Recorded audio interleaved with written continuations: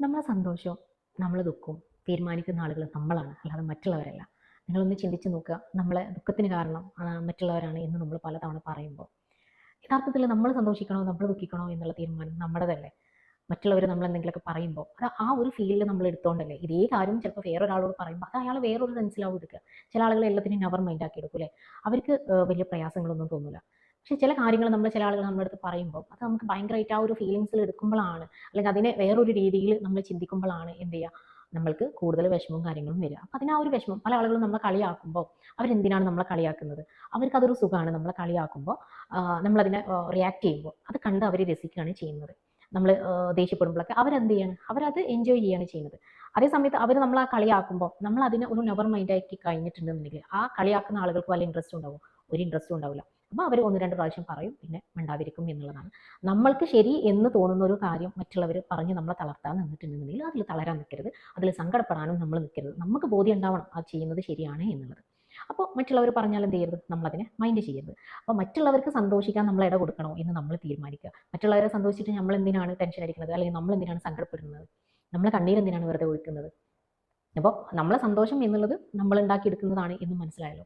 ഇതേപോലെ തന്നെയല്ലേ നമ്മളെ ദുഃഖം എന്ന് പറഞ്ഞതും. ഇതുപോലെ തന്നെ മറ്റുള്ളവർക്ക് വേണ്ടിയിട്ട് നമ്മൾ ആ ഒരു ടെൻഷൻ അടിക്കാൻ, അല്ലെങ്കിൽ അവർ പറയുന്ന കാര്യം ആലോചിച്ചിട്ട് സങ്കടപ്പെടാൻ നിൽക്കുമ്പോൾ, അല്ലെങ്കിൽ നമ്മളെ തളർത്തുമ്പോൾ, നമ്മളത് തളരാൻ നിൽക്കുമ്പോൾ, നമ്മളിപ്പോൾ എന്തെങ്കിലും ഒരു കാര്യം ചെയ്യുമ്പോൾ എന്നെക്കൊണ്ട് അത് പറ്റൂല, അത് നമ്മളെ ചെയ്തതിനെ നമ്മളതിനെ തളർത്തുമ്പോൾ കുറ്റപ്പെടുത്തുമ്പോൾ നമ്മൾ അവരെ പേടിച്ച് നമ്മൾ നിൽക്കുകയാണ്, അല്ലെങ്കിൽ നമ്മൾ ചെയ്യുന്ന കാര്യം ചെയ്യാതിരിക്കുകയാണ്, അത് സ്റ്റോപ്പ് ചെയ്യുകയാണ് എന്നുണ്ടെങ്കിൽ അവിടെ ആര് വിജയിച്ചു? അവിടെ മറ്റുള്ള ആളുകൾ വിജയിച്ചു. നമ്മൾ ആ പറഞ്ഞ ആളുകൾ എന്ത് ചെയ്തു? അവിടെ വിജയിച്ചു.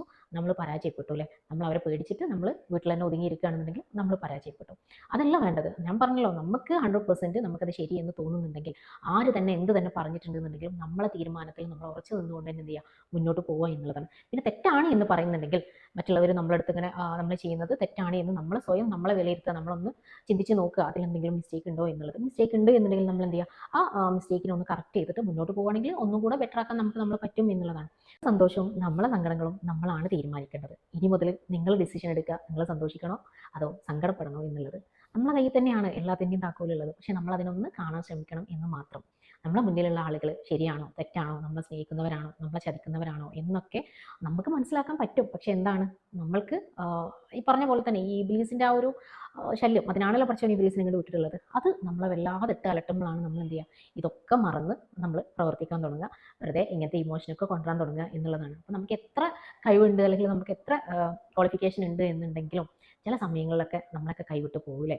അപ്പോൾ നമ്മളെ സന്തോഷത്തിൻ്റെ താക്കോൽ കിടക്കുന്നത് നമ്മളെ കയ്യിലാണ്. അപ്പോൾ അത് തുറന്നിടണോ അതോ പൂട്ടിയിടണോ എന്നൊക്കെ നമ്മളാണ് തീരുമാനിക്കുക, മറ്റുള്ള ആളുകളല്ല. ഇന്നത്തെ ഈ ഒരു വീഡിയോ നിങ്ങൾക്ക് യൂസ്ഫുൾ ആയിട്ടുണ്ടാവും എന്ന് വിചാരിക്കുന്നു. ലൈക്ക് ചെയ്യുക, ഷെയർ ചെയ്യുക, ഒരു ബെല്ലൈക്കണും കൂടെ അമർത്തുക. പിന്നെ നിങ്ങളെ കമൻസുകളൊക്കെ അറിയിക്കുക കേട്ടോ. തീർച്ചയായിട്ടും ഞാൻ നിങ്ങളടുത്ത് പറഞ്ഞിട്ടുണ്ട്, ആ കമൻസിനുള്ള ആൻസർ ഞാൻ വീഡിയോ ആയിട്ട് ചെയ്യും എന്നൊക്കെ പറഞ്ഞിട്ടുണ്ടായിരുന്നു. പക്ഷേ കമൻസ് ഒക്കെ കുറവാണ്. എന്നാലും ഇടുന്ന ആളുകൾ തന്നെ എന്ത് ചെയ്യും, പേഴ്സണലായിട്ട് മെസ്സേജ് ഒക്കെ ആയിട്ട് എനിക്ക് ഇടലുണ്ട്. അതിനെക്കാട്ടിലും ബെറ്റർ എന്ത് ചെയ്യാം, നിങ്ങൾ ഇതിലും മെസ്സേജ് ആയിട്ട് നിങ്ങൾ അയക്കുക. അപ്പോൾ അങ്ങനെ അയക്കുന്ന സമയത്ത് മറ്റുള്ളവരും കൂടെ കാണും, അതിനെന്തെങ്കിലുമൊക്കെ നമ്മൾ റിപ്ലൈ കൊടുക്കുമ്പോൾ അത് അവർക്കും കൂടെ യൂസ്ഫുൾ ആവുമല്ലോ. അപ്പോൾ നിങ്ങളെ കമൻസും കാര്യങ്ങളൊക്കെ ഞാൻ പ്രതീക്ഷിക്കുകയാണ്. ഇനിയും സബ്സ്ക്രൈബ് ചെയ്യാത്തവരുണ്ടെങ്കിൽ സബ്സ്ക്രൈബ് ചെയ്യുക. ഓക്കെ.